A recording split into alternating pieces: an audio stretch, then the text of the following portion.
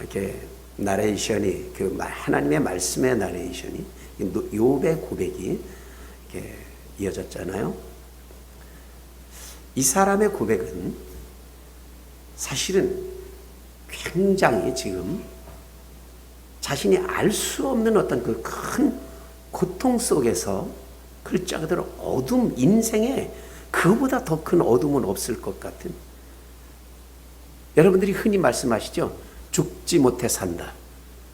이것처럼 큰 어둠은 없어요.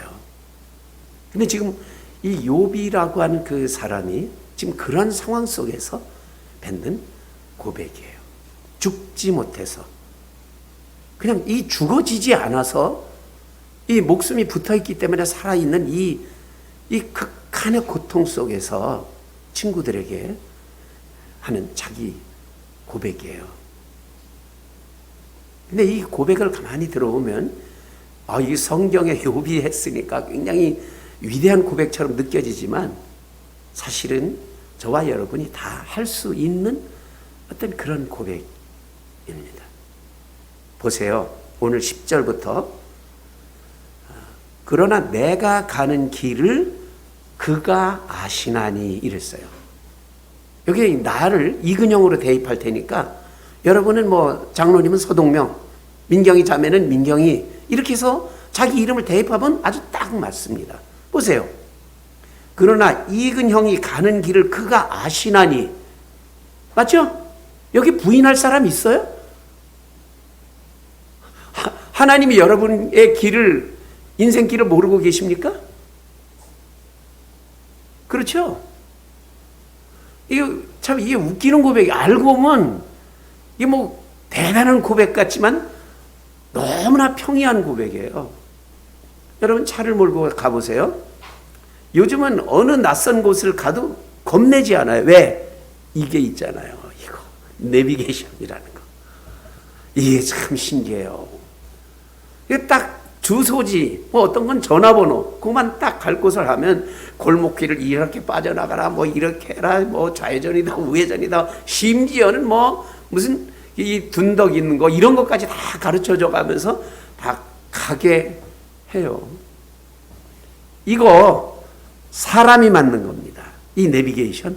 그러면 사람을 말씀으로 창조하신 그 하나님의 지혜가 어떻게 우리가 가는 그 길, 골목 하나하나, 잠자리 하나하나 모르실 수 있겠어요? 그가 나의 가는 길을 아신다.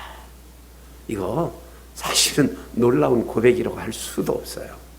그 다음에 그 사람은 또 이렇게 말합니다. 그가 나를 단련하신 후에는 내가 순금같이 되어 나오리라. 이 세상 사람들도요, 이런 비슷한 말 얼마나 많이 합니까? 노력 끝에 성공. 맞죠? 인내는 쓰다. 그러나 그 열매는 달다. 이 세상 사람들이 만들어 놓은 거예요. 그거하고 다를 바가 뭐가 있어요? 자신의 고난, 이 욥이 당하고 있던 그 고난의 문제를 이렇게, 하나님이 나의 가는 길 다 알고 계시잖아? 그리고 세상 사람들도 말하듯이 이런 극심한 고난을 거치고 나면 나는 순금으로 나올 거야. 이거는 그냥 진리를 말하는 거예요. 여러분 보세요. 이 세상에서도 고통 속에 살다가 정말 그 멋진 인생으로, 순금처럼 멋진 인생으로 거듭난 그 인생 역전 드라마는 얼마든지 보고 있잖아요, 우리가. 여러분 지금 당장이라도 저 옆에 사람 한번 보세요. 자기보다 좀 저분 나보다 좀 돈 많아. 저분 나보다 좀 예뻐, 건강해, 어쨌든 자신이 부러워하는 모습을 보고 옆에 사람 보세요. 맞아요. 나보다 돈 많아. 나보다 이래 저래 있을 수 있어요? 근데 그분이 이렇게 될 때에는 틀림없이 그 과거에는 어려운 어떤 순간들이 있었던 거예요. 성공한 사람이나 반듯한 직장을 가지고 있거나 어떤 안정된 삶을 사람들은 모두가 용광로와 같은 그 시련을 반드시 거쳤습니다. 그래서 지금 그런 대로 남보다 좀 편안하거나 좋은 자리에 있는 거죠. 그런데 이 욥의 다음 고백은 우리는 따라가기 어려워요. 지금부터는 여러분 정신 차리고 들으세요. 이거는 우리하고 조금 다릅니다.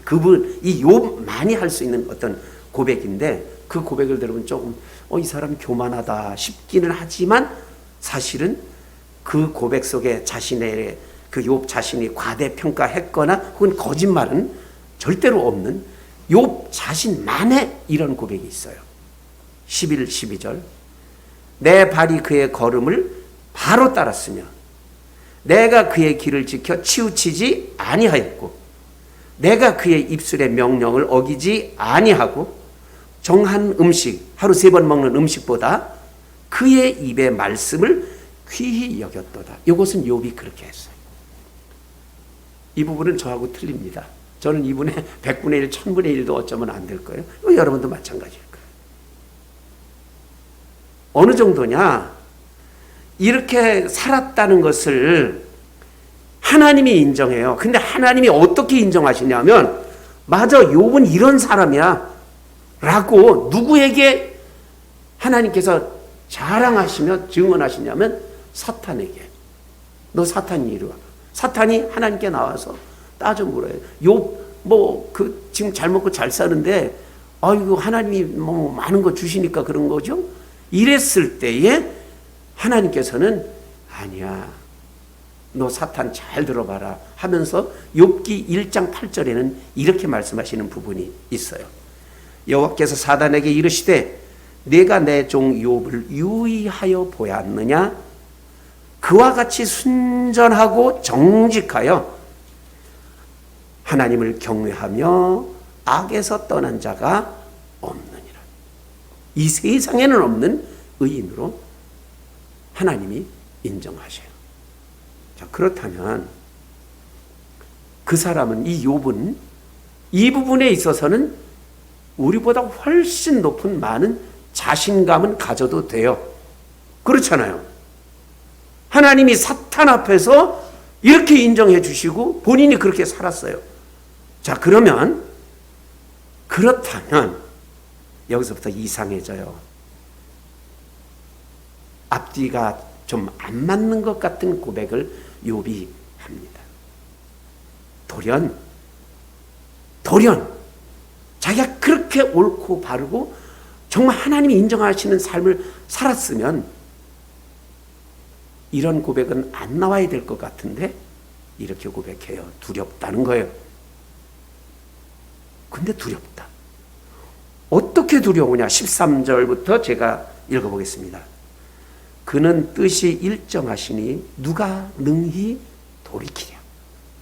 그의 마음에 하고자 하시는 것이면 그것을 행하시나니 그런즉 내게 작정하신 것을 이룰 것이라.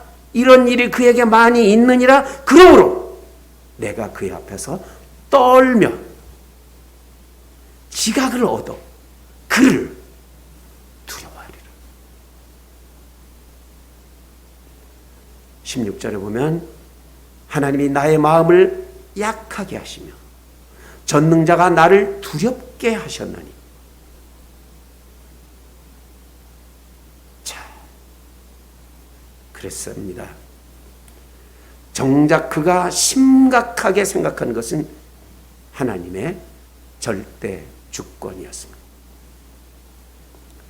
인간의 어떤 선행, 그리고 자기의 확신, 그리고 인과응보적, 착한 일하면 복을 받고 나쁜 일하면 벌을 받는 그런 인과응보적 생각들이 하나님의 절대 주권 아래에서는 모두가 의미가 없다는 고백이에요.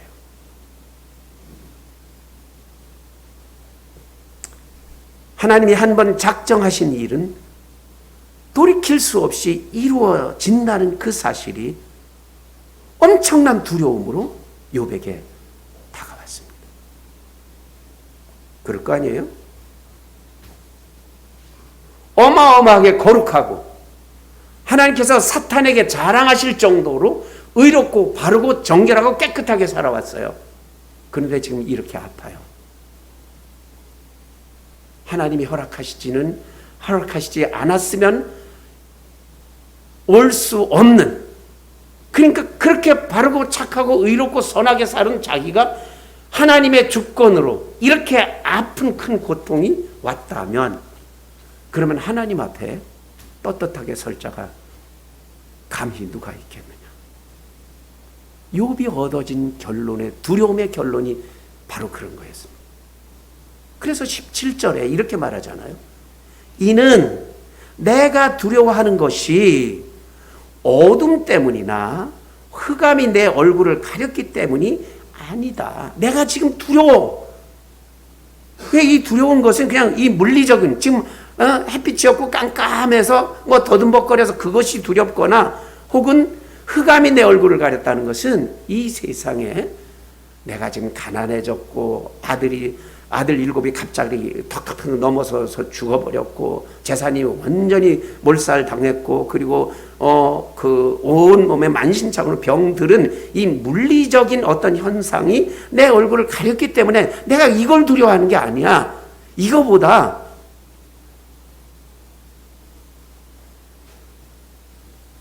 하나님의 그 절대 주권 앞에서 어쩔 수 없는, 거역할 수 없는 인간의 한계성 때문이라는 것이죠. 그래요. 인생의 공식이 있습니까?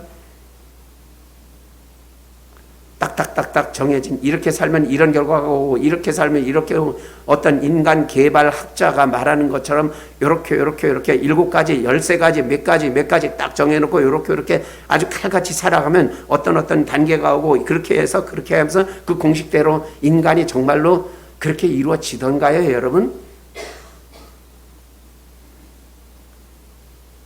누군가가 내 인생을 자기 마음대로 좌지우지하는 사람이 만약에 그런 사람이 있다면 우리는 그런 사람 앞에서 두려워하지 않을 수가 없습니다. 정말 무서운 거예요. 예를 들어서 아주 작은 예로, 지금 한 청년이 취업을 하기 위해서 대기업이든지 소기업이든지 뭐 할 것 없이 취업을 하기 위해서 면접관 앞에 지금 가는 상황이에요.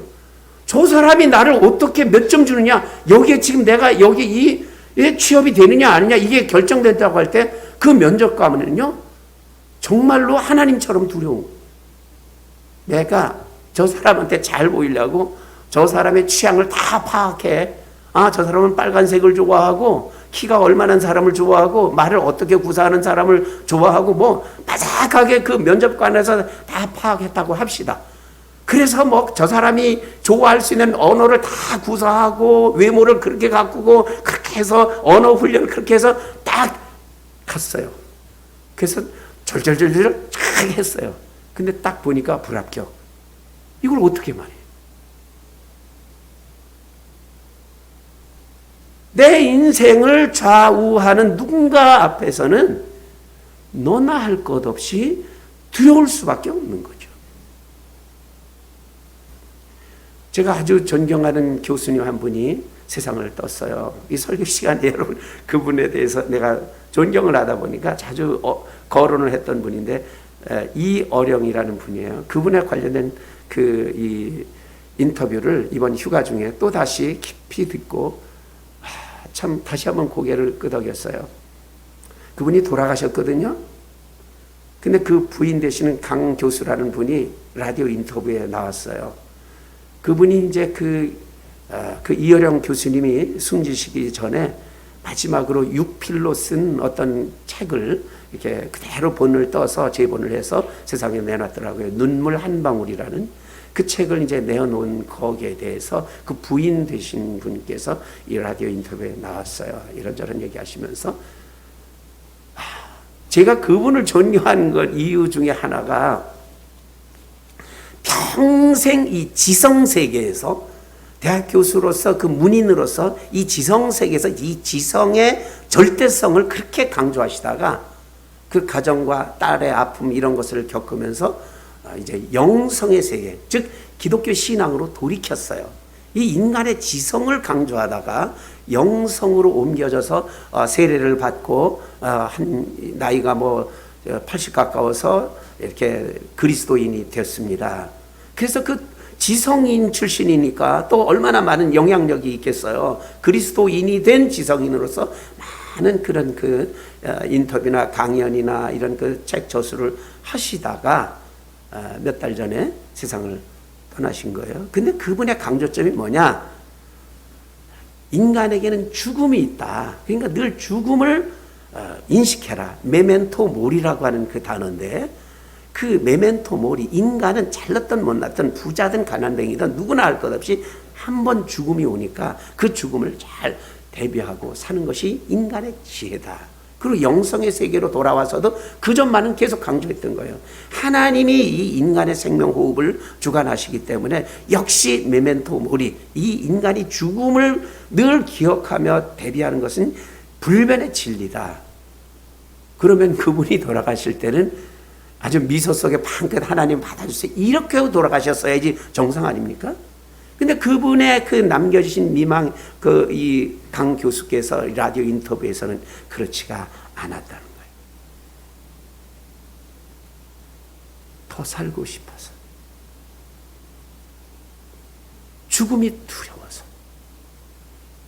그 죽음의 순간을 정말로 아둥바둥하면서. 그래서 그분이 이 돌아가시기 전에 제일 싫어했던 말이, 이 남들이, 제자들이나 지인들이 위로의 차원도 있었겠죠? 교수님 내년 3월에 강의해 주세요. 세미나 해 주세요. 그 내년 소리 하는 사람을 가장 싫어했다 그래요. 그만큼 마음에 두려움이었죠. 즉, 이 죽음이라고 하는 신의 뜻, 그 앞에서 그분도 역시 지성세계에 엄청난 세계에 있던 분이 다시 영성세계로 와서 그렇게 많은 사람들을 깨우쳤던 그분도 어둠 속의 고백을 할 수밖에 없었다.